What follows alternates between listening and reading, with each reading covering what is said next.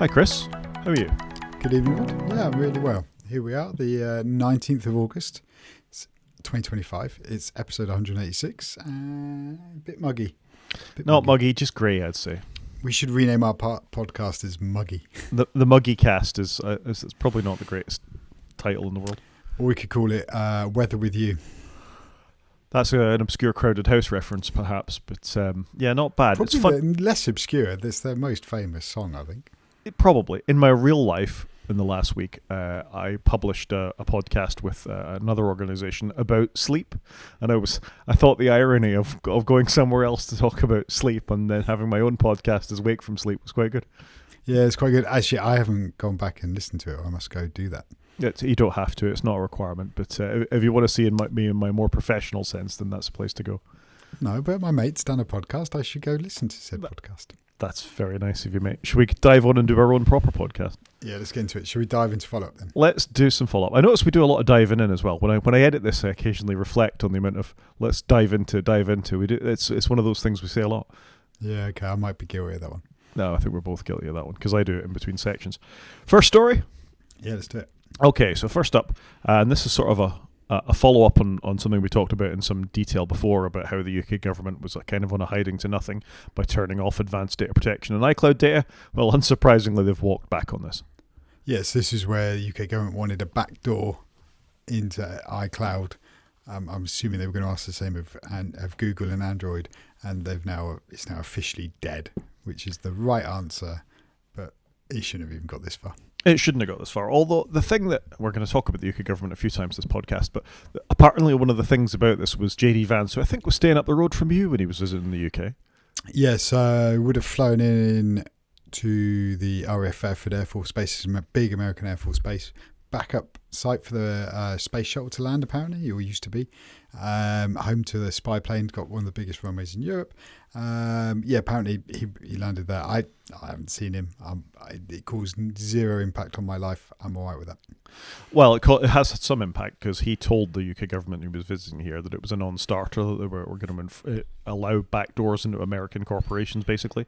So the UK government, according to this article, this one's in Mac Rumours, but it's been on The Verge and all over the place as well, that they're not going to enforce this now. So apparently advanced data protection, you can leave it on your iCloud devices. Whoop, whoop. Yeah, a good thing. Just briefly going back to JD Vance, I did see a story that apparently the publican and bar staff at a bar not a million miles away from you refused to serve him. So Wow. I thought, well done, UK. Oh, okay, interesting. Anyway, so that's not an Apple story, but this is Tulsi Gabbard is her name, who is, I don't know what she is, she's some official in the United States government, saying that they're not going to enforce this, the UK government isn't going to enforce this, so this is good, yay, move on, yeah? Agreed, yeah, move on. No backdoors, please. Second element of the UK government potentially not doing backdoors is we talked the last 2 weeks about the New Protection Act in the UK, designed to stop children watching porn. The response by children was to rush off and get a bunch of VPNs. VPNs were seen to be one of the highest moving apps within the UK App Store. So now the government's looking into doing something about VPNs to close that particular backdoor. Now, I've got a take on this. What's your take on this? Well, what were they expecting? Kids are quite ingenious, right? Kids are quite ingenious. And again, let's not lose sight of the fact this isn't just about porn. This is about listening to things on Spotify. This is accessing articles on Wikipedia. This is third-party social media places like Reddit. Anything where you need to be over 18, possibly looking at stuff with alcohol in it, I guess. So it's because Steam often asks me when I look at a game, put my date of birth in. So is that good enough? Probably not. In. You could put anything in. They don't check it very carefully. I mean, I've put in my date of birth as 1915 on that before now. It's pretty unlikely somebody who's 100 years old is playing video games on Steam. I mean, it's not impossible, but it's unlikely. It's not impossible, but yeah, no, agreed. So I'm not surprised by this. If only somebody really sat down and just thought about it before they did it. But let's think about... It's going to be like playing whack-a-mole. Totally. But let's think about the repercussions of this. From my job, I use a VPN to access my workplace. Do you? No, I don't. No. Well, not at the moment, but the chances are if you want safe and secure access to your workplace, and lots of workplaces mandate this, then you use a VPN. So quite a lot of corporations do in one way, shape, manner or form. They are very corporate heavy. I mean, we were working on initiatives to become VPN-less is something I've explored before, which is is quite an interesting thing to do. That is an interesting thing to do. But okay, so that's one option. But not for now. But you would have thought, I don't know, if you're the Ministry of Defence and you've got internal stuff, the chances are you're using some sort of heavily secured VPN. I'd have thought so.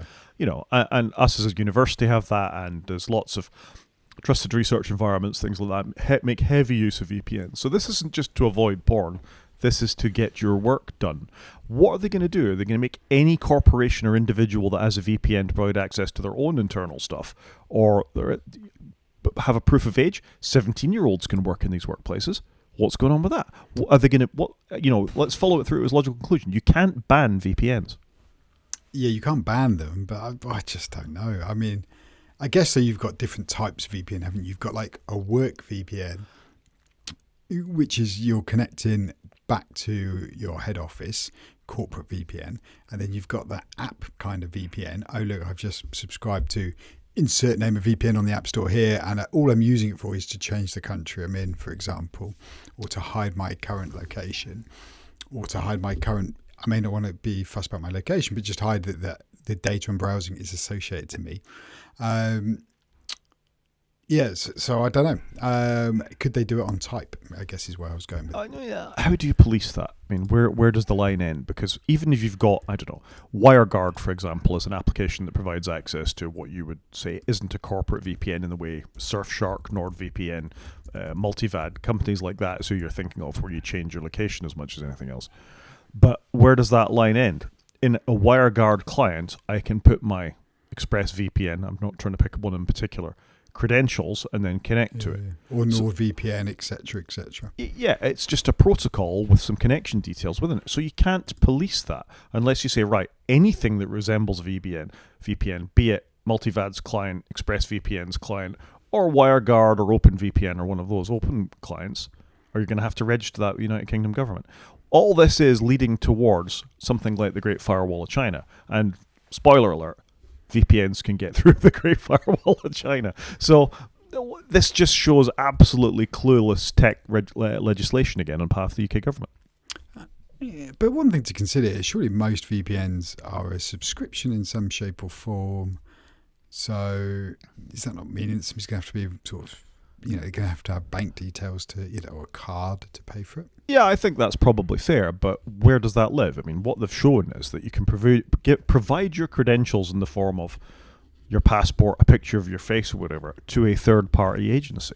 And as we talked about last week, who is that third-party agency? Some officially approved resource on behalf of the UK government that you're able to hold credentials, but that will get hacked. And I just think this is problematic all the way down. Yeah, no, agreed. And like I say, it's a bit like whack-a-mole, because if you then start doing something with VPNs, there'll be something else, and it will just carry on. Yeah, anyway, go away and think about this for 5 minutes, UK government. I suspect you connect to your offices using VPNs as well, Yeah, you'd have thought they'd be using it, and probably some out-of-date one now in the UK government. Yeah, but they don't really know what a VPN is. Oh, that's just that thing kids are using to get hold of their porn. Is it? No. This is like the two-factor authentication thing or the end-to-end encryption thing. You're not thinking through the actual consequences of this, and it really makes me worry about the advice they get or the advice they choose to pay attention to. Well, that's exactly what I was about to say to you. Is sure they've got advisors that aren't just there for legislative purposes. Sorry, I struggle with that word. So sure, it must have advisors, proper, really, CTOs, very technical people advising them. But do they pay attention to them? Yeah, that's true. Moving on, and in more good news for Excel and Copilot users, you can now have Copilot directly in your Excel cells to help you out with that equation that you're working on or that formula they're working on. Aren't you excited? So I was just looking at some, if you scroll down, there's some examples here, and I was just looking at some of those where you were talking. Yeah, I am actually, because I do use Excel, but I'm not an advanced Excel user at all. So actually, I think for me, this could be quite helpful if I can get Excel to do some basic things for me rather than learning, bespoke formulas and what have you. I'm just going to do this for effect. Really? You can't sum up some cells? I can sum and stuff, but it's lots of the other things. Like, what happens if you want to do in-string and substring and concatenation and stuff like that? I always forget the syntax. So okay. I'm wondering whether I could actually use something like this to ease my pain. But how much effort is it for you to go to Google and actually get an answer and just get exactly what the formula does and give you the result? That is normally what I do. Or I could just ask ChatGPT. Yeah, but again, as we've repeatedly said, it gets things wrong. And if you've got your, and we've talked before about the issue around cell structure within Excel spreadsheets, that you copy a formula somewhere else. And this particular example given here on the Register article from, I think this is from today actually, on 18th of August, yesterday. Copilot summarizes feedback in a paragraph from cells D14 to D18. So that's fine. That's giving you a range of cells. So you then copy your Copilot command to another cell, and you don't put the dollar string in front of it to copy it all the way down, which is a fairly common thing in Excel. And then it's summarizing something else. And the chances are it's summarizing it wrong because you've copied the formula. We've talked about spreadsheet bleed before now. So A, you've got the chance of the LLM getting it wrong, but B, you've then got user input about getting it wrong too. And I just think this is a potential large problem given how complicated some spreadsheets can be with existing formula. Never mind you not really understanding what it does. Yeah, fair. Okay. And this is also organisations continue to hold on to Excel even longer now because they're going to be using Copilot to do things for it. I just thought it was funny. I was going to avoid using AI in Excel by using AI to look up Excel formulas. That's why I suggested OpenAI. I don't know. I'd like to have a look at this because I'm a very infrequent Excel user. So I do wonder whether this would be helpful for me. The problem is the really expert people who know what they're doing will use this as a shortcut, but the clueless people will use this not as a shortcut, but a means of doing the work. And like you say, they may not understand it, or there could be unintended consequences. And I guess the other part of this, and just before I move off, is that you can nest them. You can do Copilot, do Copilot, do Copilot, and then you're calling the LLM 3 times within that, which only increases the chances of you getting it wrong. Because again, there's no actual knowledge going on from an LLM. It's just predicting what it needs to say next. That's what LLMs do. And then, why is my spreadsheet really slow? Yeah. Because every line it's asking Copilot 3 times what to do. Exactly. And it's dependent on that function working well over your corporate network, to the internet, to all the various pieces within that. Any breaks in that chain, and your probably fairly simple function about, pull me some text strings out of these cells ain't going to work well. All I see here is Microsoft increasingly trying to jam Copilot into more and more things to have a return on their investment, and also to increase your dependence on Copilot. It concerns me. They are. It's like they're like a drug dealer, aren't they? They're trying to get you hooked, and then they're just going to ratchet the price up. Yeah, I think they are. I can't remember if we've put the story in this week about the sort of amount of businesses that aren't doing well as a consequence of LLMs. I think it's only 5% of companies are actually seeing the return on investment of putting all their eggs in the LLM basket. So I guess we'll see how it goes. It wouldn't surprise me. There's a lot of work to do to get people using it and trained and skilled. Yeah. Something else that's gone well for Apple this time for once is we talked about a year ago now, maybe a little bit longer, about the lawsuit with Massimo. Massimo were suing Apple to stop them including the oxygen sensor in the Apple Watch. It's taken them just over a year. The consequence of this was Apple Watches sold in the United States after sort of 2024, I think it was, had to have the oxygen sensor disabled. This is for pulse oximetry, so you know what your blood oxygen levels are. Massimo had the patent. Apple just were using it anyway. They had a cease and desist from an international trade body to say it couldn't happen. Anyway, Apple, who are still fighting Massimo in court, have come up with a workaround. And now, if you have a fairly recent Apple Watch, you will find that your pulse oximetry is enabled again, but on your phone, not your watch. Yeah, so it feels you need iOS 18.4.1 in America. A recent Apple Watch that's updated to 11.6.1. So you need an Apple Watch 9 or 10 or Ultra 2. And it feels like they're basically offloading the compute task onto the phone to do it. So it does feel like a bit of a workaround. I'm amazed it's taken Apple A so long. I'm guessing it's compute intensive because it's going to do it on the phone and not the watch. And B, how have they not just paid some money and this problem's just gone away? They've got the money, but I guess they've got a ceiling of how much they're willing to spend. I don't think it's compute intensive. I think it's just them moving the logic off the watch and onto the phone. I think that's all it is to get around the patent. Oh, okay. That may make sense. Yeah, because it's taken them a long time though. It has, but I suspect that's what they've probably read the patent very, very carefully. Now the fact that it's gone to court, I presume they'll continue with the lawsuit. But this is literally just to get around whatever the wording of the patent that will say something like calculation for saturated pulse oxygen will be done on the device that's attached to your wrist or something like that. And they've gone, okay, well we can sense it on the Apple Watch, but we'll send the logic to the iPhone to calculate. Yeah. Okay. Makes sense. Yeah, so well done if you're in the United States. That's what that last update was for, was to bring you back pulse oximetry. Yep.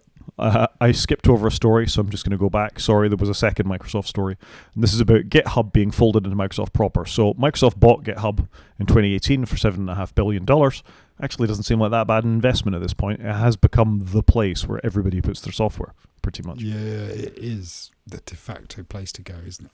Yeah, and Git is just a protocol for managing your code, doing code commits, version control, all that kind of stuff.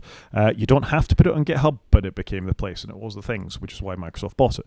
This is a slightly menacing move that the CEO of this has stepped down, and now it will just be entirely a Microsoft product. So that positive attitude to what GitHub was before Microsoft bought it has just taken another knock, and I suspect there'll be a chilling effect on particularly lots of open source projects putting it there, or have they passed the tipping point where I just put it on GitHub now? Yeah, I wonder if that is the case. It's a bit of a shame. It was quite nice that it was, I think, its own little island, a bit like LinkedIn has largely been. Yeah, I guess we're not going to know the consequences, but I'm assuming it's going to become more Microsoft as time passes by now. We shall see. I mean, I feel a bit of a chilling effect of this. I've got a couple of repos on GitHub, including the little app I built for work, which does simple digit mentality tests for testing cognitive performance in people. It's on GitHub. It's open. So a couple of our algorithms at work for working in large data repositories are on GitHub. Some of our other software development is on there, and I do worry slightly about the openness of this. That we already know that Microsoft are probably in the background using a lot of the code on GitHub for training Copilot. Which was worry, and now if it goes sort of further within the Microsoft thing, I suspect there'll be a move by open source projects to move to other more open source repositories. But all this stuff costs money. Somebody's got to keep the servers spinning, and Microsoft's got deep pockets. Yeah, that's true. I was going to say if anybody's got deep pockets, it's Microsoft, but it's probably if anybody's got deep pockets, it's Apple, and then Microsoft, Amazon, the tech brothers all up there, aren't they? Yeah, Google's pretty deep in that as well. Of course. So I think it would be quite nice if we saw some sort of more open billionaires doing this kind of stuff, but I suspect such a thing doesn't exist. No, sadly not. No. Moving on and back to Apple this time, they've had a little spat with Elon, once again, not for the first time since we started this podcast, about what's accessible in the App Store. So Elon is planning to sue Apple. He hasn't actually done it yet for not featuring his Grok AI tool higher up in the lists of what apps are available in the App Store. So ChatGPT is there, Perplexity is there, others in the LLM things are. He reckons Grok is wonderful, great, smashing, and super, even though it declared itself Mecha Hitler, as we talked about not that long ago. Apple claim that, and I thought it was unusual that Apple responded to Elon's thing saying it's not fair by saying, no, our charts are just built from use. Yeah, I was going to say that. Surely, though, if Apple are doing this off of use, then OpenAI is going to feature a lot higher. It's clearly the one. I don't hear anybody talking about using Grok. You hear lots of people, not so much OpenAI, but ChatGPT is the word, isn't it? Everybody's using that. So it's just low down in the rankings. That's all this is. Elon, make a better product. Come on. Yeah, I think it's that, isn't it? I don't think it's a great product. I think Elon has tainted many of his brands, frankly. X, Tesla, SpaceX, Grok, the Boring Company. I'm struggling to think of others now, because he is part of the brand of that. So I think he's probably struggling a little bit to understand what the repercussions of his choices over the last 18 months to 2 years have been, really. And unfortunately, this is one of those things. And also, as you say, the brand is ChatGPT. People think for that too. And it is interesting in this article from Engadget where they talk about the Chinese AI app DeepSeek reaching the top of the App Store rankings, and that would be off the back of the publicization. There's a lot of publicity, wasn't there? Around it being a more efficient model that took up less demand, that was quicker than what ChatGPT had at the time. It floated to the top of the App Store. don't get me wrong, I don't think Apple are entirely blameless here. I do think they manipulate those lists equally. And let's face it, you can pay for advertising within the App Store, which will also boost their algorithm for putting things up there. But I think in this case, I think it's Elon just getting a bit carried away. Agreed. And you can also tweet your keywords, can't you, and all of that. And I'm guessing there are people that know what they're doing there. Of course you can. Moving on, we talked about it, I don't know, I think about 6 months ago now, about the Pebble coming back. It had a really stupid name at that point. It was called the Pebble Core Duo, which is very close to an Intel processor from, I guess, about 15 or 18 years ago at this point, possibly longer.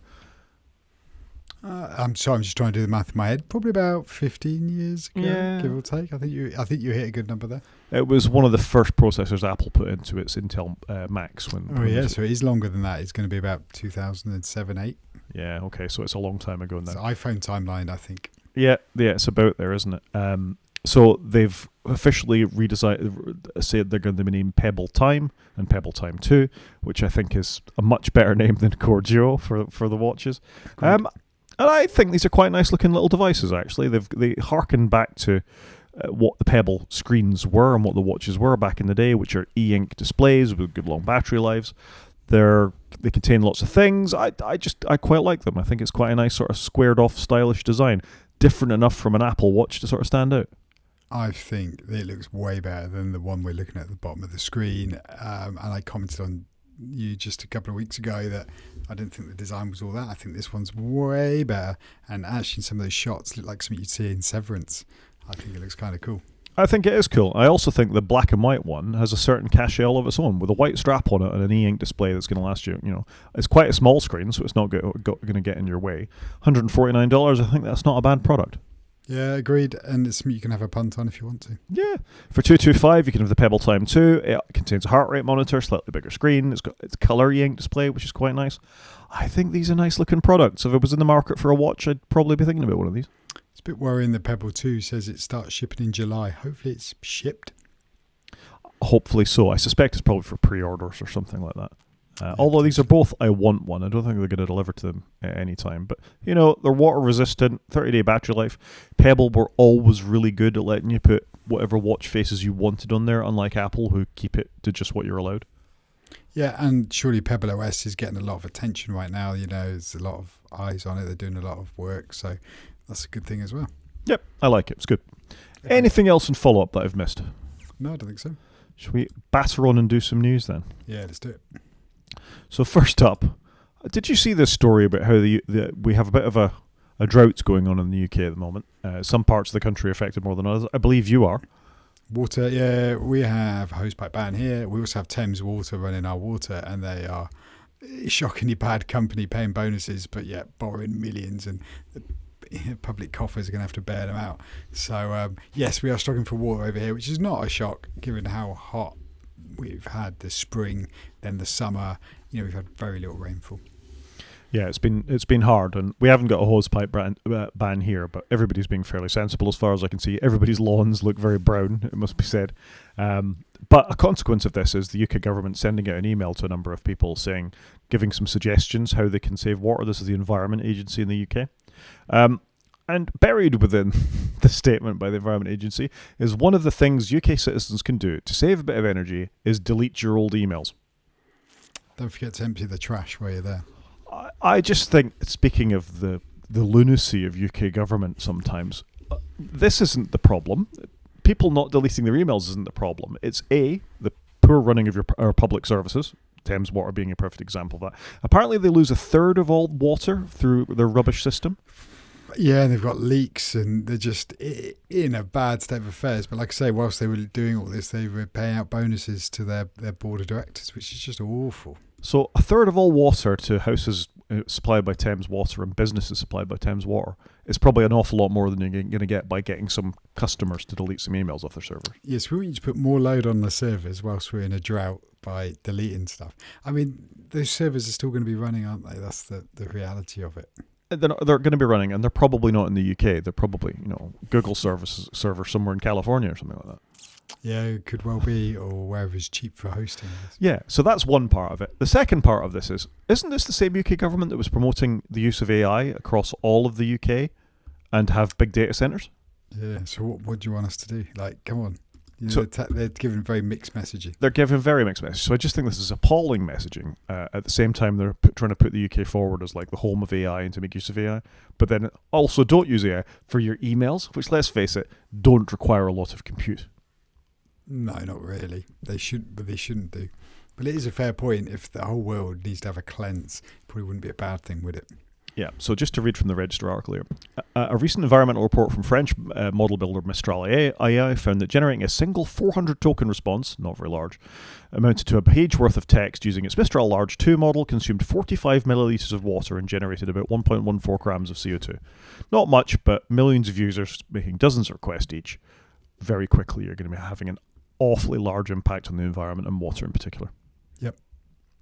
Very poor UK government. Sort your lives out. Sort your tech out. Sort your tech out. Your VPNs and everything. Another government agency that needs to sort its life and its tech out is Robert F. Kennedy Jr.'s Department of Health and Human Services in the United States. So he wants to have an investigation into 5G conspiracies because he believes 5G is bad for you. He buys into the theory that 5G is a government conspiracy to spy on you. So this is what he wants to spend American money on, rather than vaccination programs for children. And this just blows my mind. Well, why is it that 5G is seen as a bad thing and not 4G? It was a change in technology. We have it here in this country as well. There are still pressure groups that who are burning down 5G masts in the UK. Really? Okay, Yep. I hadn't seen that. I know it's a technology change, and I think we were going to get rid of 3G over here to free up the frequencies to run 5G and what have you. But it's just weird that people are really grasping onto 5G as being this bad science, I guess is I'm going to call it. Conspiracy theories are a problem, and this is an article from BBC News that I'll need to remember to put in the show notes about arson attacks increasing on 5G masts. And in this occasion, it's in Belfast, but it's happening all over the country. Wow! It seemed to correspond with the COVID vaccines as well, which were containing Microsoft pellets that were going to let Bill Gates control your brain as well. So there's a real problem with the lack of understanding in technology, and I think online behaviour only boosts conspiracy theorists, but they shouldn't be sitting at the top of your government. No, agreed. And yeah, all we're doing is pouring more fuel on it. We are, and let's face it, we can't afford it because the water to put the 5G masts out is also going to damage our environment. Yep. Yeah, agreed. We're just using more. Everything we do, we're just using more water. Yeah. Going back to a story we talked about and follow up. This is the story that we have put it in the show notes about generative AI. Has spurred businesses to light nearly $40 billion on fire. So that is an awful lot of money, and 95% of enterprise organizations have gotten zero return for their AI efforts. So Microsoft, Google, UK government may be pushing enterprises to make use of LLMs and make use of generative AI. But if companies aren't seeing the return on that investment to their profit and loss fairly quickly, then they're going to bow out and they're going to go back to more traditional ways of working. And it won't matter how much money Microsoft are throwing at it if this is the kind of impacts people are seeing. I think there's a time and a place to adopt AI for businesses. Sometimes it's early, and sometimes you want to bide your time and do it when the cost has maybe come down and the benefits have gone up. And I think a lot of people have been pushed into AI because it's seen as the thing. Yeah, a bit worrying. It's a bubble. It's a Web 2.0 bubble. I think there'll be a couple of big winners, and we'll reach a balance point where it doesn't have to go into everything. We don't need it in our Excel spreadsheet, I suspect, but there are some things it will benefit from. Yeah. But it's an interesting report and a good write-up on it on the Register. Worth looking at. I do like the Register. It's always been a good website. I like their satirical and slightly cynical view of things. Speaking of cynical and satirical views, do you want to give us an update on Siri's new design? So Siri, the agent that you all know and love, and I've probably just triggered somebody's, is apparently due to get its new personalised design as early as next year, which doesn't feel like long enough after the catastrophe of last year and partly this year. If they're really going to go away and redo it, they need to get it right, and I'm surprised by this. This amuses me no end because that redesign, the Hey Dingus design that would pulse around the edges of it, was one of the reasons lots of people upgraded last year, so they could have that. And I've switched it off. I've gone back to the old thing, and I like it. I like the animation. They're already talking about giving us a visual redesign to that because obviously it's tainted by how dreadful Apple Intelligence is.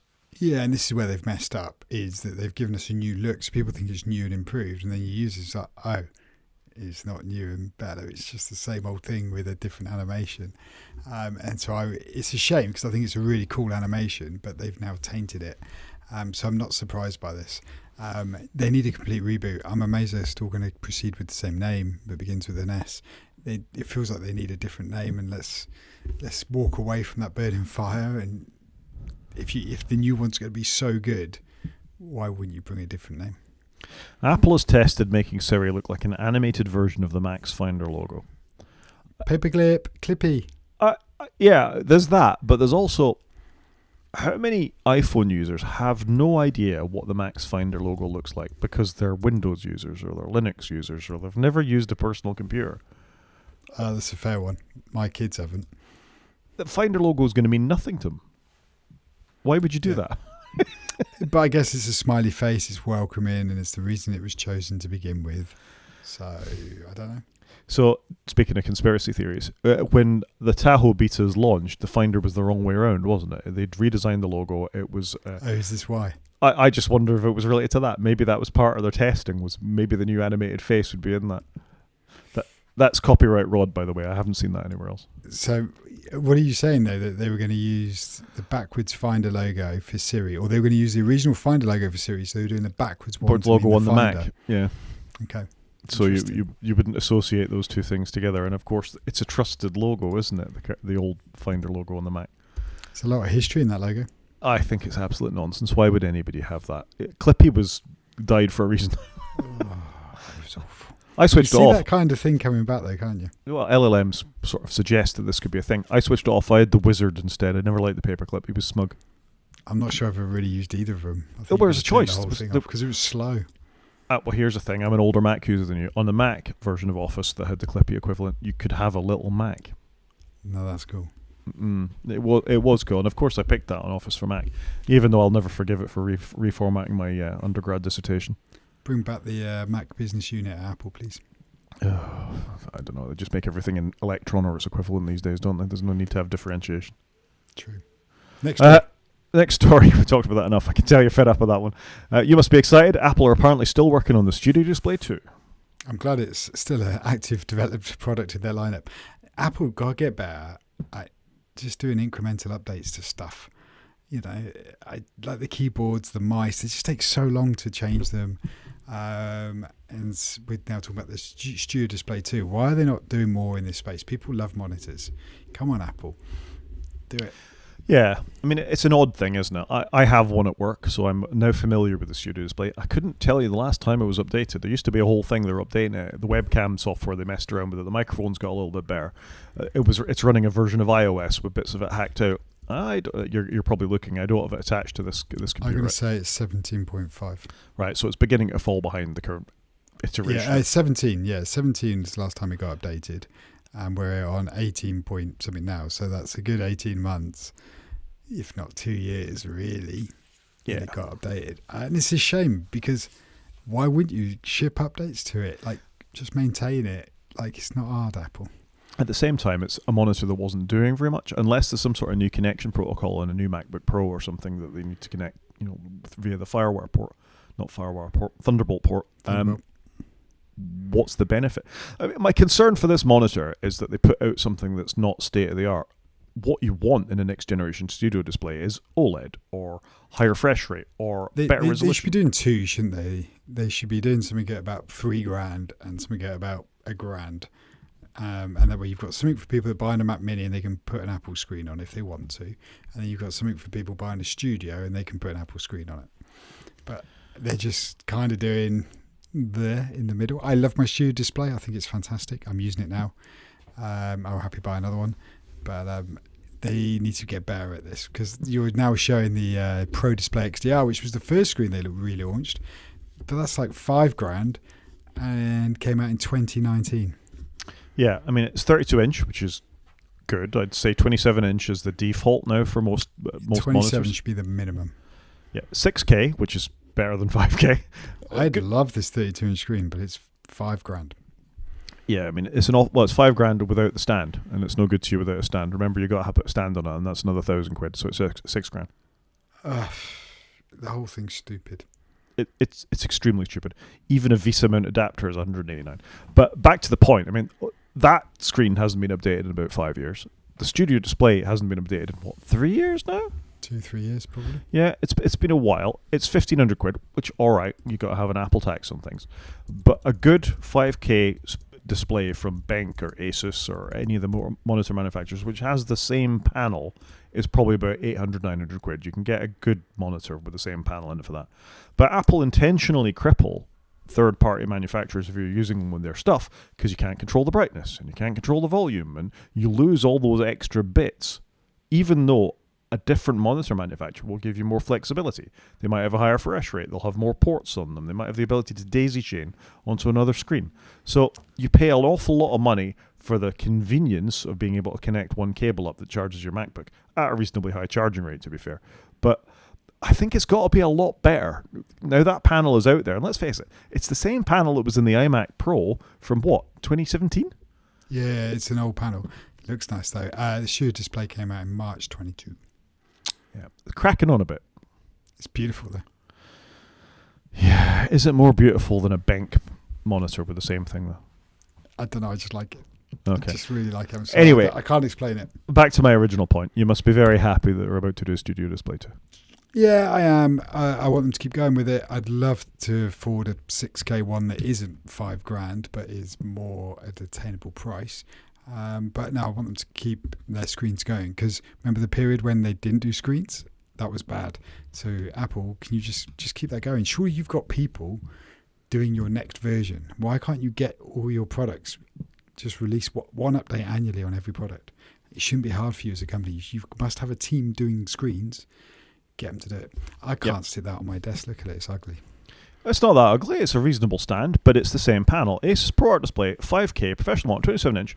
So it's exactly the same resolution. It's got Visa built in. It's HDR 500, the same as the Apple Studio display. It's already got a Visa mount on it. You know, it's got a KVM. And it's half the price. And it's half the price. And you've got a KVM as well. So you could plug in more than one computer. You could have your desktop and your laptop plugged into it with all the same standards. Display port over USB-C with 96 watt power delivery. All right. Half the price. It is good. All right, moving on.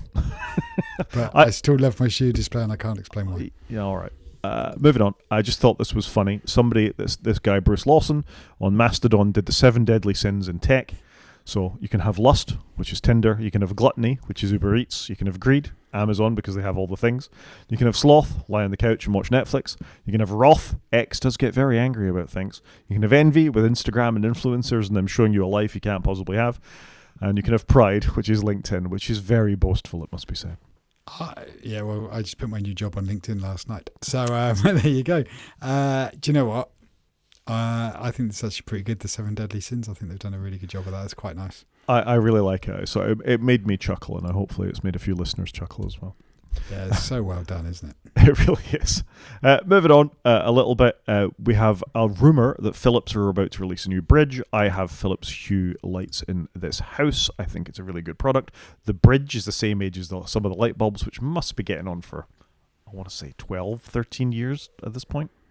Yeah, Philips were early, weren't they? I've never had any of this, and I can't stand here now and explain to you why I've not bought any of these. But it's good that they continue to move it forwards, I think. I love my Hue bulbs. They're bulletproof and they require the bridge to work. I think you can have up to 100 Hue devices on one bridge. It's only got a 100 meg Ethernet connection on it, but it's fine. It's worked with Google Home. It's worked with Apple HomeKit. It works with open source things. You can run your own interfaces to it through HomeBridge and all sorts of stuff. It's a really great, solid product, Hue. Anyway, apparently the Bridge Pro is in the process of being released, which will have more capacity, so you can have even more light bulbs if you want, and will turn existing lights into motion sensors, which we talked about in the podcast before, but that's really cool. Ooh. Yeah. I think it's fair enough. It hasn't been updated in 13, 14 years. They've supported this product over all this time with continuous software updates. It's been updated to Matter. There's all sorts of things that have come along for the original, back in the day, Philips Hue bridge. So bring it on. I'm quite happy to keep supporting this. Yeah, it is good, and Philips is showing. I think they've done a good job with keeping the Hue line going. It's got a lot of respect. It's good. But you should trust a provider of your light bulbs, surely. I mean, when you come home, you want it to work, and of course, the odd bulb has gone, and they're a bit more expensive than the average bulb. But it's worked with any smart home stuff I've chosen to bring into it, which isn't true of lots of companies that we've talked about on this podcast. No, and how many smart home things go away after a period of time, or they turn the service off? We were just talking about Belkin just the other week, weren't we? Yeah. So fair play, Philips, and I don't begrudge them running, a new bit of hardware after all this time. No, agreed. Something I do begrudge, and I might revisit this a little bit when we come to the media we've watched this week, is apparently DARPA, which DARPA is responsible for the internet. They've done good things. It's not all just military applications, which is the Defence and Research Project something. I can't remember what the A stands for. Agency? I don't know. You don't know. You should know. Come on, computer scientists. You should know what DARPA is. Not us. So should I, of course. I got most of the way there. Anyway, they run all sorts of things. Like they had autonomous vehicle trials, I remember, back about 30 years ago for driving across the Mojave Desert and all this kind of stuff. So the technology the Defense Department are trying to create as part of their workload has real-world applications. In this case, however, it's about having entirely autonomous aircraft that can go off and presumably bomb people. Oh, okay. Yeah, you see, you're less interested in it now, aren't you? I am less interested now. So you've probably never watched about the new iteration of Battlestar Galactica, Nope. but they have what they call Cylon raiders in there. So the Cylons are the robots. The whole aircraft is itself a Cylon, and this is what the Register is hinting at in this article, is that you have a piece of fighting equipment that is entirely able to make its own decisions based on the environment it finds itself in. So you give it a mission, it goes off, it does the bombing, it flies back, it can run air intercepts, it can do whatever it likes within that. It's not scary at all, is it? What could go wrong? What could go wrong, indeed? And again, I will revisit that. I just thought, given our machine learning experiences that we've had and what we've talked about on this podcast, having an entirely autonomous military aircraft could be great. That would be also a good name for a podcast. What could go wrong? What could go wrong? Maybe that's better than Wake from Sleep. No. Should we do a car corner? Yeah, let's do it. So a car corner, first up, you and I have discussed the subscription model a few times for Netflix and Disney Plus and apps. Had you thought that maybe Volkswagen might be part of that? I hadn't, because it felt like BMW had kind of gone away. Like the whole heated seats thing. So what are VW going to do then?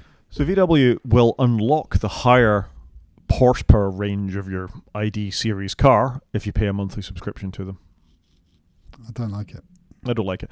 Tesla had I think it was another 1,500 quid, and they'd give you more horsepower as a software upgrade. It was a one-time payment, which I didn't hold with either. But actually having it pay a monthly fee to have that higher horsepower, what's the point, Volkswagen? What are you doing? I can get behind spending some money once to upgrade something. If a lot of work's been done, or, maybe 6 months from now, Tesla, VW, they come up with a way of, oh, look, we've got a firmware update for your car. We've worked out, something new for it that we can do with the existing hardware, and we're going to release it to you. We've spent a lot of dev time on it and invested a lot of effort. I can kind of get behind that. But I'm not a person that likes subscriptions. I would rather buy stuff up front if I could. So it's £16.50 a month, or you can have a one-time fee for £649, which is attached to the car rather than the individual. So if you were to buy an ID3, pay your £649, you'd sell it on to the next person. In one level, I'm like, oh, well, this is just like getting leather seats, isn't it? You pay the price and off you go. But I'm not sure everybody would think like that, and they might just pay the month-by-month upgrade. I don't like it. I mean, car pricing is bad enough by thinking, oh, I want a sunroof, which is less metal in my car. That cost me 1,500 quid. Why would you want to nickel and dime me over the upgrades as well? Where does it end? Do you want the car to switch on in the morning beyond what you're already paying for it? That's another 30 quid a month, Yeah, and a lot of people are struggling, aren't they? And we just seem to be living month to month, and we're just living more and more in a month-to-month cycle, and I just don't think it's that healthy. I 100% agree with you. And an EV is still seen as a luxury rather than an essential. Somebody who's really struggling but needs a car is going to go buy a very efficient petrol or diesel car. They're not going to buy an EV. And Nope, this not at all. this does not help that. I just think it was interesting in the articles from Also Express about it costs more for your car than it does for a Netflix subscription. Yeah, it's crazy. Well, more just to update your, have a slightly faster car than your Netflix subscription. Crazy. Neither of which are essential items, by the way, but still, it's crazy. I don't have Netflix right now, but I will be getting it soon. Is Drive to Survive coming back, is it? We'll pick it up in media if you like. Okay, all right. Another car company that needs to do better, and actually made me slightly glad that I didn't buy an EV6 or a Hyundai Ioniq 5, was there has been a well-known publicized hack for Hyundai and Kia vehicles where you can buy a box that looks like, I think they call it the Game Boy hack. It looks a bit like a Game Boy from certain nefarious resellers. And then you can just walk up to it and drive away with any Hyundai or Kia that you like. It's a well-known security bug, but if you want a Hyundai to fix it for you, it'll cost you another 49 quid. Yeah, they shouldn't.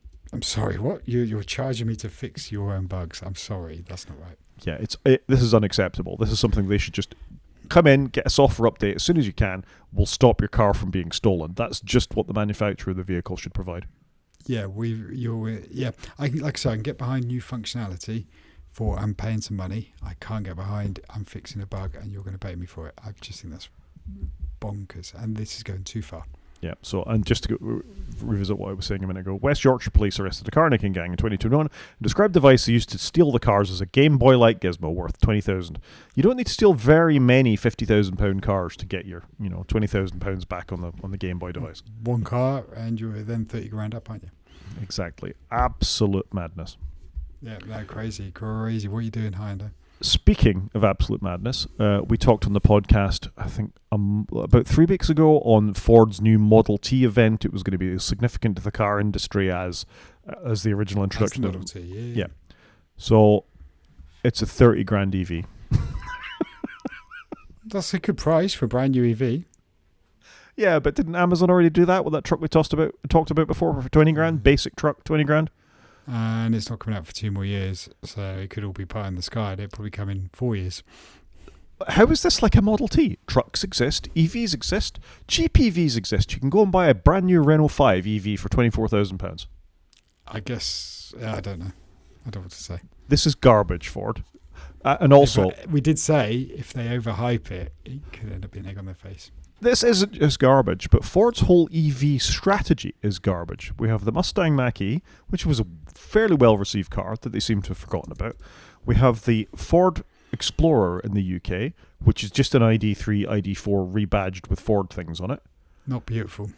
Where's the E-Focus? Where's the E-Fiesta? They've gone off in a completely random direction, not had their own platform, vaguely played with someone else's platform, and now they're announcing stuff like this. Sorry, not good enough. Yeah, why isn't there a Fiesta, one of the biggest selling cars in the UK, small cars? Why not? Like, well-respected car. Why is that not it? Same with the Focus. They're two great cars. Make them electrical. Done. I 100% agree. And on the other side of the fence, and I know we've just said VW is not doing the right thing, VW have announced the ID2, or the concept ID2, which is a Polo-sized vehicle that's going to be less than €25,000. Decent range. I mean, it doesn't need a massive range. It's a small car. That is what a company like Ford should be doing. They should be putting it into the Fiesta, the Focus. 150 mile, 200 mile range, not an awful lot of money. They'd sell bucket loads of them. I bet Volkswagen sell bucket loads of these. That's one of the better looking IDs I've seen. I hope that absolutely ships, because I'm a little disappointed with the styling on the ID range. I'm very disappointed with the styling on the ID range. I'm a big Volkswagen fan, and I'm disappointed with it. Yep. I still think the new Renault 5 is one of the best looking cars I have seen in some time. So, in my street the other day, there was a Renault 5, yellow one, brand new, parked up like that. And round the corner came the equivalent Alpine. You know that, because Alpine we did talked basically about it, the Renault 5. And they both look great. And the Alpine was in the blue, the Renault 5 was in that yellow. Fantastic looking cars. £24,000 for a good, reliable, funky, attractive little car. What could go? Well, there's nothing wrong with that. Nope, agreed. That's a great little runaround. I watched Richard Hammond do a review of this the other day, and he absolutely loves it. He says it's the first electric vehicle he's been in that doesn't feel like an appliance that he'd actually want to buy for himself. Yeah, I can understand that. And they hate EVs. Yeah, that does look cool though. They've done a good job. Yeah, I love it. So do better, Ford, I think, is the moral of the story. Don't overhype yourself, Ford. Yeah. That's the moral of the story, really. Yeah, that's fair. Okay, shall we do media? Yeah, we do. And I think I might have touched on this, but I just popped it back in. Just before you do, though, I mean, to me, it looks like link you've got the wrong link in for what you're about to talk about. Completely my fault. Let me get So Chris is so enamored of the Copilot in Excel story that he's actually put it in for his link here. Okay. So what I was going to just show you guys was Thursday Murder Club film is coming out on Netflix on the 28th of August. This is the reason I'm going to resubscribe to Netflix, because I just want to watch that one film. So I will buy Netflix for a month. I will watch the film and I'll be happy. And my family will watch a whole bunch of stuff, I'm sure, because my son wants to watch Stranger Things, which I've never seen. And so I'm super happy. I want to see it. I want to see if the cast works. I kind of can see where they've gone with the cast because I've read all the books. There's a new book coming out in September. So yeah, Thursday Murder Club is back and I'm looking forward to it. So this is a Richard Osman novel that I haven't read. This is the first one of the Richard Osman's novels that sent him stratospheric. He then did, I think, four novels thus far, and the fifth is coming out. Or he's done 3 and the fourth is coming out. I can't remember which round it is. No, he's done 4 already, and the 5th one's coming. Quite a cast: Ben Kingsley, Pierce Brosnan, and Helen Mirren. That's not bad. Yeah, and there'll be another lady, and I can't think who it is. Who's going to play Joy? I can't remember. But the books are fantastic. Oh, that lady. Who's that lady? You'll know her. Do I? You're always good at spotting well-known people. I'm just trying to do it from one still because I don't want to get a copyright strike on too much Netflix stuff. I'll let you investigate that. So yeah, okay, that's a good reason to go back to Netflix. That and Drive to Survive. I'm currently not subscribed to Netflix. I may return if there's a rumor that Mindhunter might come back. They might film another series of that, and I'm all in for that. Celia Imrie. Oh, Celia Imrie, very good. Yes, she's good. There you go, perfect. And weirdly, Richard Osman's wife, is actually in the film as well as a smaller part. So there you go. There you go. For me, I have done 3 films over the last week, which I'm very proud of myself for. Go you. Go me. The first one, Terminator 2, Judgment Day. Not watched it in years. It's a film from 1991. Even bigger than the original. I think the original Terminator was a very much a B movie is really the way it went. But one of James Cameron's first films, really made his name. Stood up. I watched that a couple of months back. I was really impressed with how well Terminator stood up. Terminator 2 stands up incredibly well as well. There's a couple of really obviously cheesy stunts in it, but the miniature work is great. The sort of effects they do on Arnold, no spoilers, as his skin starts to come off as the Terminator again are really good, and it was really pioneering of that sort of liquid metal effect for the other Terminator that's in it. Just a great film. Rollicking good time. Surprisingly long, it must be said. 2 hours and 16 minutes, yeah. It is a long film. There's a director's cut, which is even longer, by about 10 minutes. It's such a good film. I love this film. Yeah, it's a great film. If you haven't seen it or The Terminator and you're of an appropriate age and you don't need to violate any UK regulations by watching it or download a VPN, I would thoroughly recommend going off and watching Terminator and Terminator 2. And stop there. There's no other Terminator films. Look no further. Yeah, I'd concur with that. Terminator 2, agreed it's long. Fantastic film. It's great. It's non-stop action. It's the cast. Almost all the cast from the first film comes back. Linda Hamilton is fantastic in it. She sort of really plays the part really well of, the traumatized mother, girl next door from the first film who had to deal with all those events and what that does to her, sort of the impacts of that. Her child, the Terminator, the psychiatrist who just appeared in the police station in the original Terminator film is back in this one. It's just a terrific film. And in fact, in the director's cut, Michael Bain comes back as Reese as well. Yep. Terrific film. Worth a watch. It's such a good film. And stands up. Both the critics and the audience agree with us on this. So 91% for the critics, 95% on the audience. If you haven't seen Terminator and Terminator 2, go now and watch them. Or even if you have, go back and watch it. Yeah, I thoroughly enjoyed watching it again, I gotta say. I gave it 4.5 stars on my sequel app that I'd watched it again, as I track all my entertainment over time. Fair enough. An app I did not give 4.5 stars to is Moonraker. A film is Moonraker. So as I continue my Bond watch, I'm towards the end of the Roger Moore era here. Moonraker came after The Spy Who Loved Me. I enjoyed The Spy Who Loved Me. It's a guilty pleasure of mine. Moonraker is the immediate film to that.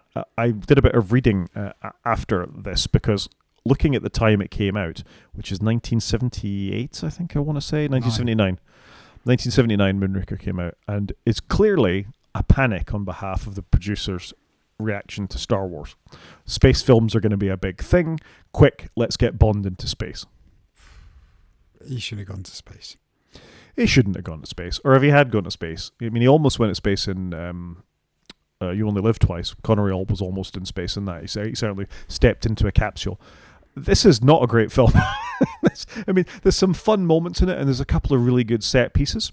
Has it got Jaws in it, though? Well, because it followed The Spy Who Loved Me, didn't it? So Jaws was in that, and you had the wine-drinking guy on the Italian beach is also in this as well. He shows up as the same wine-drinking guy in a piazza in Venice. So there's lots of callbacks to The Spy Who Loved Me, but that sort of goofy slapstick stuff doesn't really work so well in Bond. I didn't mind Jaws coming back. He's got a girlfriend this time as well. There's one really good sequence in Rio where they're on a cable car, which... Yep. When you think back, makes no sense. Why Jaws bites his way through the cable makes no sense whatsoever. And also, how is his jaw strength so good? I understand he's got strong teeth, but you need pretty impressive jaw strength to cut through a steel cable. You need all of it, don't you? So, yeah, I'd agree this isn't the best. Anyway, it's not a great film. 59% from critics, 43%. Clearly a rushed reaction to Star Wars or something going on there. Not a great film. Roger Moore is even more handsy than Connery, if that's possible, frankly, in this film. It gets a bit creepy, it must be said. Yeah, I'm looking forward to getting to the Timothy Dalton couple of films because I like those. Yeah, we'll get to I'm worried you're not going to like them though. But just to finish off, I also did For Your Eyes Only, which is the follow-up and should have been the film that followed The Spy Who Loved Me. Yeah, much better film. Not perfect, but far more grounded, better performances all round. A far stronger female character who actually stands her own up against Roger Moore. 69% from the critics, 64% from the audience. Far better film, better stunts, well done. Bit creepy with the sort of younger ice skater character that's in it, but actually he stays away from her or does his best to do so, which helps. Yeah, I thoroughly enjoyed For Your Eyes Only. Better film than Moonraker. Good. No, it's good. I like most Bond films, I think it's fair to say, and I'm happy to watch it if they're on, but yeah, they have made some missteps. But no, it's good. For Your Eyes Only, I like that one. I like the groundedness of it. It's back to where, From Russia with Love was, or something like that. It suits the character better to be actually they're doing spy stuff and not having ridiculous laser beams and all that kind of. First film of the 80s as well for that. Yeah, so I have Octopussy to go in the Moore era, and then the one after that's in San Francisco, View to a Kill, and I'm done with Roger Moore. View to a Kill was one of my favourites. So Man with Golden Gun, A View to a Kill, and The Living Daylights. That's my trifecta of Bond films. I think the only good things about A View to a Kill are the soundtrack, which is terrific. Duran Duran did View to a Kill. It's got Christopher Walken in it, who's fantastic in everything he's ever in, and Grace Jones. Christopher Walken, though, what a baddie. And Grace Jones. And I meant to say, actually, during Moonraker has the worst theme tune of any Bond film so far, even though it's Shirley Bassey coming back for a third time. Wow, okay. It's not good, is it? It wasn't great. It really wasn't good. I might be overstretching that. I don't think You Only Live Twice. No, You Only Live Twice was good. It's Nancy Sinatra. I'm paying far more attention to the details this time than I ever did. But anyway, Moonraker, skip. Understood. If you're an Alien fan, however, something that might not be to skip is the new Alien Earth, which is streaming on Disney Plus now. First 2 episodes are out. I've watched the first one. This has my attention for a couple of things. I quite like the Alien universe, although, as with the Terminator films, the only ones really worth watching so far have been Alien and Aliens. The first 2. Yep. So Ridley Scott and James Cameron again are the ones to watch. This has been recreated by a guy called Noah Hawley, who is a bit of an auteur, really. He also did the Legion TV show and a couple of other things as well. And he is terrific. He's really got a vision for stuff. This is set 2 years before the Ridley Scott Alien film, so the technology in it is very like that. It opens on a ship that's very much like the Nostromo from the original Alien. There's replicants, there's cyborgs and hybrids in it in the same way there was Ash in the original film. It's really interesting. It's got an interesting vibe. It's got an interesting story. It's really quite creepy. There are more aliens than just the alien in it that you get right from the offset. He doesn't mess about and gets you into the action. And it's called Alien Earth because a ship full of things like the alien land on Earth, and that's probably not great for Earth. Yeah, interesting. Thoroughly enjoyed the first episode that I've watched so far, and the critics are with me on this. Sounds too scary for me. It's really bloody scary for a TV show. I will say all the money is on the screen. You know, you look at an Apple show sometimes and you say all the money's on the screen. All the money's on the screen in this. There are some surprising co-stars as well. So Timothy Olyphant is in it. If you watched Justified, Timothy Olyphant he's a terrific American character actor who's been in a few things. He was the Hitman in the Hitman film as well. So he's in it. But also Aid Edmondson pops up in it too, which I was really surprised. You said somebody I recognise. Yeah, Aid Edmondson is in this, as is Michael Smiley, who's another sort of British character actor that occasionally pops up in things. He was in, the Bad Sisters as well. He played the guy across the road in Bad Sisters on Apple TV Plus. If you watched that, good Irish actor, Northern Irish actor. Yeah, Alien Earth. If you're into the Alien franchise, check it. Yeah, too scary for me. I'm going to take a hard pass. That's it for media. Should we do games? Yeah, I'd like to circle back to the Bear when you finish season 4. It'd be good to get your view. Have you done season 4 now? I might have done season 4. Oh, wow. You blitzed that then. Yeah, it was a bit of it. They're quite short, some of them. So I just got into it. I really enjoyed it. It's a great TV show. I've watched the first 6 episodes of season 4 and I'm thoroughly enjoying it. Yeah, it's so well done. All right, we'll come back to that. Games then. Very quickly. You bought Donkey Kong Bonanza last week, I think, and you played 5 minutes of it. I bought it this week for too much money, it must be said. I don't know what to think about it. I'm not terribly impressed so far. Have you got past the first bit? I'm still in the sort of caves with all the monkeys and the bananas. You need to get out of that bit, okay. And then it's basically you're doing Mario Odyssey with Donkey Kong. I'll stick with it then. I mean, it's okay. I pulled the same face as you. I was like, what's all the fuss about? I'm bored. But once you get out of the cave and you get used to the mechanic, you're then doing Mario Odyssey where you're doing lots of little puzzles and stuff. And it is Mario Odyssey with Donkey Kong. That's all it is. Okay, well, I like Mario. It's way better. But I thought the start was odd. It is odd. It's. I don't think the graphics are that great. I'm not that impressed with the setting at the moment. I mean, it's okay. I quite like the destructible environments, but there's sort of very clear limits on how far you can go with the destructible environments. And the whole just smash the buttons and wreck everything in sight thing isn't really doing it for me at the moment.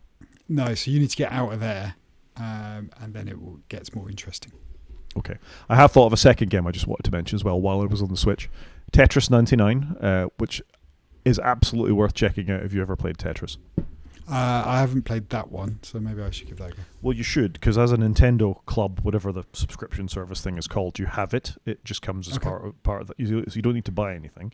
The sort of conceit of it is it puts you up against 99 other people also playing Tetris at the same time. So when you finish a bunch of rows, it goes on at somebody else's screen and you can knock them out. So 100 players start, you sort of matched up with one person at that point. When you beat them, you're matched with a second person. Okay. And you go down from that. Down. Yeah, so the highest I've got is 48. Yeah, I like to think I'm okay at Tetris. I'm clearly not like a 14-year-old or 7-year-old child who's amazing at Tetris, but it's really good fun. It will get you. They're quite quick games. For me, they only last about 5 minutes. And it matches really quickly and you get on. I was really impressed with it, so check it out on the Switch. Okay, no, that's good. I'll give that a go. I must confess, for me, though, Donkey Kong got me using my Switch and really enjoying it again. So I think if you've got a Switch too, it's worth checking out. It's an expensive game. It's 60 quid, but I've actually quite enjoyed it. Fair enough. Should we do a fairly rapid main show? Yeah, let's do it. So I've got nothing to put on the screen while we're here. So just go to apple.com. Apple.com. So we thought we'd talk a little bit about our experiences of the betas so far. Yeah, I think that's fair. Because we're on beta set. If you're on the developer betas, we're on, I think, beta 7. If it's public beta, it's 4. I think so. But it came out more day and date, didn't they? Beta 7 and public beta 4 came out yesterday.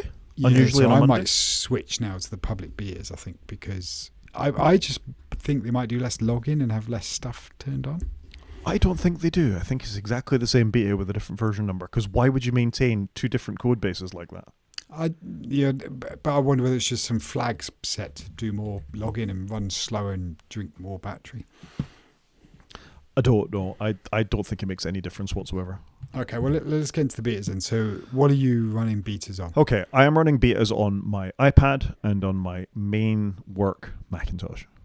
Ooh. So I've gone all in on Tahoe, it must be said, and I tried the beta on the phone, and it caused me no end of pain, so there was no way I was going back.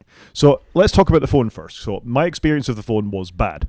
The battery was horrendous. The device constantly ran at blistering temperatures, and it failed to connect to cellular networks in other countries. So that was a pretty big no-no for me. Now, that was up to beta 2, I want to say. And at that point, I gave up and I rolled back to iOS 18. So I'm happily on iOS 18 at the moment. So I will now shut up and let you talk about the current iteration of the iPhone beta. So battery's bad, tick. I think it's got better, but still bad. That could just be my 2-year-old phone. Other than that, performance seems okay. I've not had really any major showstoppers that you've had though. I guess I'm getting used to it now. My brain is slowly starting to get used to the search bar being at the bottom. I do occasionally have moments though when I go to a screen and I don't know where I am. Like sometimes you go to Safari and the address bar is really, really small. And I'm like, where's the address gone? I can't quite see it. And my brain's going, I don't know what to do. I've picked up a phone, I don't know what to do. This phone that I've used for 15, 18 years even at this point. And I find that on a few screens, I think. At the moments, there are some glitchy bugs. I still don't get the whole gradient thing that they're trying to do. I just find that sometimes confusing. I don't think I'm loving the overall design, if I'm being honest. There are some nice bits in it. I get bringing the search down the bottom, but I don't like that when I scroll, like in music, all the icons on the tab bar going to one icon, I have to tap twice to get them out. That wasn't causing me a problem before. So I think that where they're hiding more stuff, I don't like. I do like they've spent some time like on the phone app and they've dealt with some some aged app there. It doesn't look really old now. I don't like that the Photos app now has got 2 tabs in it. That wasn't causing me a problem before. I quite liked what they'd done. I got used to it after a year. So I think there is some good functionality in there. I just think they've hidden too much. Like the camera app, why have you hidden all this stuff? Just show me the controls. So curious to see how they badge some of this. But on the whole, I think it's okay. I think with people like my son who watch a lot of YouTube, they've got to overcome the bad press, I think, because there's quite a lot of that out there. But on the whole, I think it's okay. And it will launch and there'll be bugs and there'll be issues and they just keep pushing on at it. That's what they're going to do. I think you've kind of hit the nail on the head in the sense that it's a bit isn't it? All right, they've done a redesign. It's going to annoy people. I don't think you'll have the same amount of reaction that you're getting from developers who actively hate the design. I mean, it was interesting following Steve Troughton-Smith today talking about iOS. This beta 7 has destroyed all of his designs. He was ready to go. He saw the direction they were going in. He had all his visuals ready for liquid glass. And they've walked back on a lot of the sort of hard corners and transparencies and everything that's causing problems within the interface. Oh, okay, because I hadn't really noticed any difference on Beta 7 as a user. But as an app developer, he spotted all sorts of issues that Beta 7 has brought along, which obviously you wouldn't see at the moment because you're only seeing apps designed for iOS 18 and Apple's apps. Yep. So you're not seeing what developers are seeing to put it in there. So I think there's going to be a massive problem here unless they walk it back. This design, what we've got now, is closer to what they released with the original beta and beta 2.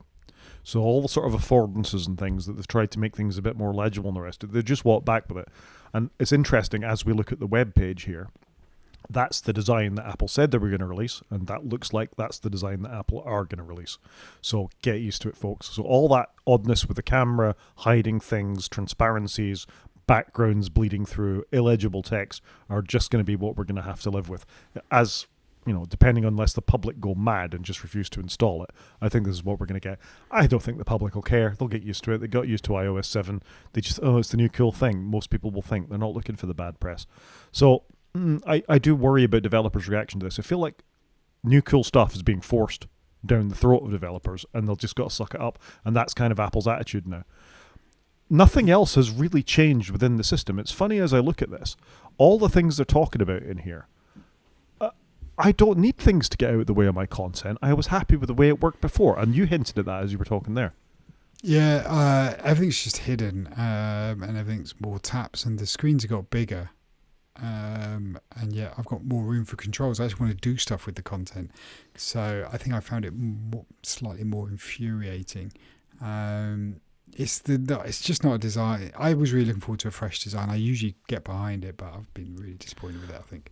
I'm with you. I have seen a couple of rumors that this is all building towards Apple giving us a completely transparent phone, like the phones in The Expanse. I don't think you watched The Expanse, but it's a science fiction show set about 100 years in the future, and everything, all the devices in that are completely see-through. They've no backs. When they hold up their phones, you see right through them. And this, they think, is sort of I'm not sure about that. I don't think you need some sort of contrast for what it is that you're looking at. But, I mean, it's a cool tech demo, and that's maybe what's influenced this. But, yeah, I struggle with this design a little bit. We'll just have to get on with it. But I think Google are going in a far better direction with their design than Apple are. But even the screenshot you're showing there of the clock on the home screen with the default wallpaper, the time looks hard to read. Yeah. I don't know, sadly. There's some nice additional functionality within some of the apps and things. But on the whole, I think it's just massively frustrating to use. And it's annoying because you'd have thought if they were doing this, they would have started it years ago internally and really refined it and really thought about everything. But they haven't. It feels like they've rushed it through in 6 months and chucked it upon us. Which is a shame. Yeah, exactly. They've chucked out, be grateful we've given you something new. And I don't really like the attitude. And it's the first time I've gone back, having gone back from a beta to what was there before and not missed anything, actually. In fact, preferred being back because there aren't many new features that I'm looking forward to. All it is a visual refresh. We'll talk about it in macOS as well. The icons look worse now. Things look worse now. The transparencies are bad. Things are hard to read. They're obscuring things behind menus. I don't think it's a great advance. I don't think it is. We're just hiding more stuff when, like I say, our devices do more than ever, like bring it forwards. I don't get the need. As you can see messages on the left-hand phone. Why can't we have the toolbar back? I hate the way my messages go behind your name and your picture. I was quite happy with the toolbar before. It was fine. Yep, I'm with you. It's bad. Something that's good, though, ignoring the visual refresh, is iPad OS. The amount I've used it for multitasking and windowing, which, let's face it, are the sort of standout new features that come to iPad OS, that is good. Yeah, 100%. I've got it on my iPad. I'm using it. I've had a couple of hard crashes when I've watched a video, tried to launch the camera at the same time. But on the whole, love what they're doing with iPad OS. And I've just started work this week. I'm using my iPad all the time like I used to. And I'm really happy that I'm getting to use it and enjoy using it again. So I think they've done a great job. I think Thursday, Friday I'm at home. I'll be plugging into my studio display and I will be trying out iPadOS 26 on 2 screens, which I haven't really done yet. So yeah, looking forward to it. But I think they've nailed a lot of it. I think the design works better on this device than on the iPhone. I'm not 100% convinced about this. I mean, every time I see all these completely transparent things, I just think this is a disaster. If you've got a fairly light coloured wallpaper, I mean, this is contrasty in this particular design that we're talking about here, so it kind of works. But have you tried it with the transparent icons? I don't understand why they exist. Give it a go. It's really difficult to use. Yeah, I don't. They've never appealed to me. I think they're stupid. Because it's glass, isn't it? It's liquid glass. So all this, and for listeners, not viewers, you scroll 3/4 of the way down the web page before you get to them actually talking about something that's useful in the operating system, and that's fixing the multitasking, and it's genuinely useful. Yeah, and it's really well done, I think, to be fair. It's very powerful if you want it to be.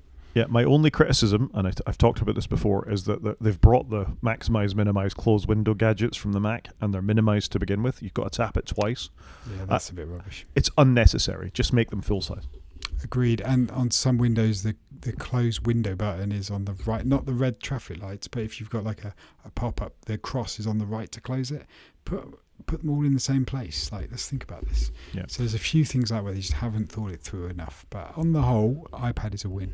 I think it's an improvement. Let's have a few more multitasking and keeping things running in the background type features. So if you're doing your export from Final Cut Pro, that's apparently going to work. Great. Bring that to more things. Give us multiple audio inputs. Give us multiple camera inputs. Make it more of a computer, Apple, and we'll be happy campers. And while you're at it, give us virtualization and let us run Mac OS on there if we want to also. Yeah, that seems dumb at this point. And then I'm done. I'm happy. I will actually concede that the iPad is a computer, and you can crack on and do what you like at that point. But it's better. For me, if the iOS is a C, maybe a D, this is an A for me. Well done, Apple. Yeah, 100%. Yeah. Functionality-wise, fantastic. They've smashed it. Yep. The Mac, which I've probably used more than you in its beta form. I was going to say I've used it, but not in earnest. So my very quick comments, I'm conscious we're going to go long otherwise, is that it's all right. I can't get more excited about that. I don't like the design. It's particularly problematic in apps like music, if that's what it's called these days. It's called Music. Apple Music. If you've got content behind the play button or playlists on the left-hand side with album art behind it, it can be really difficult to distinguish what is the menu you're looking at and what is the blurry mess that's your album art behind it. The design does not work well on Macs, I don't think. It's iPad first. The corners have got too big a cornering on it now, and it doesn't make sense. The whole transparency thing, I just don't know why we're doing it. Yeah, I just don't really understand why it's that. Nobody's asked for this. I mean, it's sort of typified for me in Control Center, if you bring that down. Why are we messing around giving us very round, lozengey sort of widgets on the Mac when you've got the complete disaster that is the settings app that needs redesigning? Give that attention, not this. Yeah, why are they're making the targets smaller to click. I get they want to use the same corner radius, but I think it's a too aggressive corner radius. And they have gone back on a little bit. Safari was appalling before. I've been trying to force myself to use the default apps because it is a beta rather than installing things to fix it. Safari looks terrible. It's too rounded. All the apps look terrible. The icons look terrible. The new things that they're bringing along, we've talked about this before, I won't go into it in detail, isn't great. Apple Intelligence adds nothing to my Mac OS use. Nope, I'd agree. I haven't used it on the Mac. Absolutely nothing. So you're not giving me much on the Mac other than a slightly new design that I don't like. But with that, you're also bringing the new and improved Spotlight, which I had high hopes for. I haven't installed Alfred, which is what I typically use, in the attempt to give Spotlight a fair crack of the whip. So it gives you the ability to search within folders. It gives you a clipboard manager. It gives you just like a replacement for a launch control. But I think it was, I can't remember the name of the app. I think it's Launch Control. A little app that would give you like an overview of all the apps installed on your Mac, and you could just click one and go. Some people use that apparently. I use Spotlight. Launchpad. That's gone, but you can search within, if you do Command 2, I think it is, on the keyboard. So now Spotlight isn't just Command space, it's Command 1, Command 2, Command 3. Once you invoke Spotlight to be able to go to those things with it. The clipboard only stores data for 12 hours, which is really blooming annoying if you've got a laptop and you've got lots of things copied to the clipboard. So the clipboard replacement isn't good enough. Search is even worse than I remember it being. I can be in a folder looking at the file that I want to find, on my local hard drive, type in the name of it, and it won't find it. Yeah, that's not a good look, is it? No, the exact name of the file with an extension, and it won't find it. And that is unacceptable. Yeah. I can't believe they've redesigned all the OSs in 1 year. I think they've made a mistake here because they've not finished the new features that you were talking about. They could have shipped separately. Yep. New design could have come later, could have come as a point update. This Apple Intelligence caused them to miss the goal by 3,000 miles is the problem. I think it gave all their attention last year when what they should have been doing is focusing on this design and implementing it properly. Yeah. Or slow it down. Go slow. There's no rush. Nobody's asked for this. No, they haven't asked for this. And meanwhile, things that need attention, settings on Mac, for example, all the things we've talked about on iPhone, aren't getting it, and they're the things that matter. I don't need a redesigned mail icon. I don't need a redesigned hard disk icon. I need settings to work in a more consistent way. There is a really odd bug, and it's a beta, so I won't get too irritated about this, where occasionally you'll be typing away in an app, and it will just lose focus and randomly pick an app to the background. That's incredibly annoying. That's not good, is it? No, I mean, I was in a flow today. I was typing paragraphs and paragraphs of a paper I was writing. I lost maybe 3 sentences because I didn't have my headphones on. I've got the Mac muted, and it's there going beep, beep, beep, beep, beep, beep, and I'm just typing. I was dealing with something not good enough. I turn off all computer noises. Don't have any of them. So you probably have tvOS betas installed. tvOS I do. They've done nothing to tvOS really, but I do have it installed just to play with it. It's fine. That's it. Where is that on this list of OSs, by the way? It's so far down their list of stuff they care about. They've got no page for it. But no, tvOS 26 is fine. They've just brought the icons along and some of the iconography. They've really done nothing. I worry that tvOS is a forgotten thing that they don't care about. Again, though, they show people on it all the time. Why are they? If it was a solo person working on it, you'd see more coming out of it. I don't get why they're so slow to do anything with it. Yeah, tvOS and I guess it's HomeOS. What's installed on the HomePods? Yeah, I've installed it, but it's made as with the last 5 updates to my HomePods, I don't think I've noticed any change. This isn't good enough. This is approaching Google levels of start a thing and forget about a thing. Yeah, it is disappointing because I love my TVs. I don't. If Apple TV went away, I don't know what I would do. Well, you just use the crappy built-in apps that are built in your TV. And unfortunately, this is the way that it's going. But they'd all be different on all the TVs because they're not all the same make. It drives me mad. I love Apple TV. I really want it to exist. I mean, it's an okay platform. It is my platform of choice as well because I don't get the scummy advertising that Amazon or Roku put into things. And all your TVs work the same way. So I've got 3 Apple TVs. Done. And again, I'm an Apple TV user, so I'm down with this. And I have tried a lot. You haven't. I have tried a lot of the other alternative platforms, Roku and Amazon and Google. And I've even rolled my own. I've used, I can't remember the name of it, but there's something on a Raspberry Pi I was trying for a while as well. But for that consistent user experience, it's fine. But really, it hasn't changed in 10 years, has it? It's exactly the same grid of icons. It's had none of the affordances that the other devices have had. Might be a good thing in some ways, actually. But the apps within them are, A, still very limited by what Apple will bless you to allow you to have on there, other than, giving us tail scale and VPN apps and things like that, which I'm sure lots of people in the UK are appreciating at the moment. For whatever reason, you might want a VPN on your TV. But it's not driven forward. If we remember in the Steve Jobs autobiography, he said he'd solved TV. I don't think they're fixing Steve's dream by doing this. No, not at all. They've just stuck apps on a telly, which is good. It's what we needed.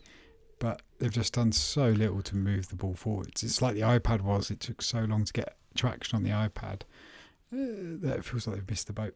I suspect the problem is that people do just use the terrible apps that come with their TV. And if they can get Netflix on their TV by just pressing a button on the remote, they're happy.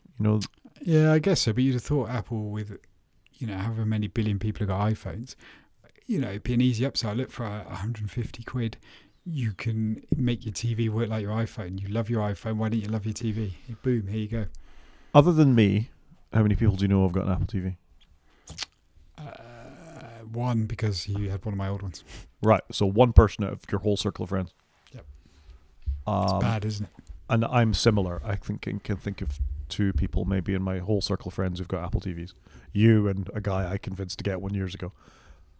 It's bad, isn't it? So why would you waste engineering effort on that if you don't see a return on investment? So I can kind of get it from Apple's point of view. But if it's a product in your lineup, keep it updated and working and keep moving moving the puck forward. Just keep moving it forwards. Maybe incremental updates. Maybe they'll find something that would sell it to everybody. Apparently, we're going to get a new Apple TV this year. Why? It doesn't need to do anything other than what the current thing is. Make the software better. The hardware's fine. I agreed. I mean, maybe you need upgraded hardware for 8K TVs, but I don't see a lot of them on the market. Agreed. Right, we've gone long. I think that sort of... Hang on, what's your rating then for... my rating for Mac OS, I think, is C-. C-. Mac, I can't really comment on Mac OS. I'd probably give it a B just because I've used it so little, but I'm disappointed with it. tvOS? They've done nothing. C. I mean, they've not made it worse. It's a failing grade. If they've done nothing, it's a D. It's a failing grade. But am I happy they've done nothing? I think you got it. Come on. We go D. I think it's a D. Of nothing, Chris and I might do a tier rating of some products in the next couple of weeks if the news remains so slow. App of the week. Yeah, do it. App of the week is a thing called Infuse. You get it for your Apple TV because I thought it would be appropriate to have an Apple TV app after all that. I run a Jellyfin server. The app to access Jellyfin, which is an open source project like Plex, is adequate but not great. It hasn't been updated. That's fair. It hasn't been updated in 2 years, so I went looking to see if there were alternatives that were sort of a bit more... Basically, I was struggling to stream some content of mine. It was a 26 gig copy of a Blu-ray that I have that I'd put on my Jellyfin server that the Apple TV was struggling to decode in time. Everything, if I ran it through a web browser, it was fine. So I knew it was specific to the Jellyfin, the SwiftFin app on the Apple TV. So I went looking for something else. This cost me, I think it was £8 for a year subscription, or it's 99 quid for a lifetime subscription. It works perfectly. It will play anything on a NAS server that you've got kicking around. It works with Jellyfin. It works with Plex. It works with all sorts of other things as well. I've been really impressed with it. It's called Infuse. I'm not the only person that likes it. The the ATV guys like it as well. ATP guys like it as well. So I'm quite impressed with Infuse. It's got quite a lot of ratings as well, so it's obviously doing a good job. Yeah, it's a well done app. It will let you do things like download your Jellyfin content to your device as well if you want to pick it up and take it with you on holiday as well, which could be quite important. That's quite cool. Yep. So Infuse is my recommendation. Cool. Thing of the week. Thing of the week. So I've put something a bit random in here because I saw this earlier today. It's just a news article on BBC News here in the UK, but in Sweden they are moving a church. They're moving a church that's over where they've got a mine. They're moving it to the other side of the city. I just think this is awesome. They literally picked up a whole church rather than demolish it and are moving it. And there's a news channel in Sweden that's following it, for the whole 2 days it's being moved. It just completely blew my mind that they've done this, that they've literally, like I say, picked up a church, put it on a lorry and driven it down the road. Great bit of engineering, very tech, very cool. But just something completely different. Like I said, I saw it earlier today and just thought, that's just mind-blowing. And it should all be done by this time tomorrow, I think. That's really impressive.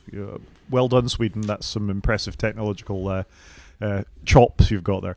How do you pronounce this name, Chris? Oh, I don't know. I'm the worst pronouncer. I have no idea. There are Sophia. a lot. Sophia, I can do, but it's the next two words. There's a lot of There's a lot of accents over those characters, and I have no idea. Sophia Lagerlof Mata. I'll have mangled that, but I'll bow to your superiority here. But no, it's a cool story. And I'd recommend to me watch the video. It's mind blowing. I'm fascinated now. Not only is it a cool story, but the lady with the name I can't pronounce is a culture strategist, and that's a job title I've never heard of before. It's quite a cool one. If somebody's going to have a culture strategist, it's going to be Sweden, isn't it? Fair play. I love Sweden. It's a great country. Agreed. Great fun there. Yep. Great people as well. I think we can call that a show, Chris. Yeah, I think so. So if anyone wants to get in contact, Rod is at g5maniac@mastodon.scot. He's also on Blue Skyways at g5maniac.bsky.social. I'm on Mastodon and I am at _CGP at mastodon.social. Watch on YouTube by going to the website waitfromsleep.com and click on the YouTube link, or drop us an email waitfromsleep@protonmail.com. Talk to you next week, Chris. Cheers, Rod.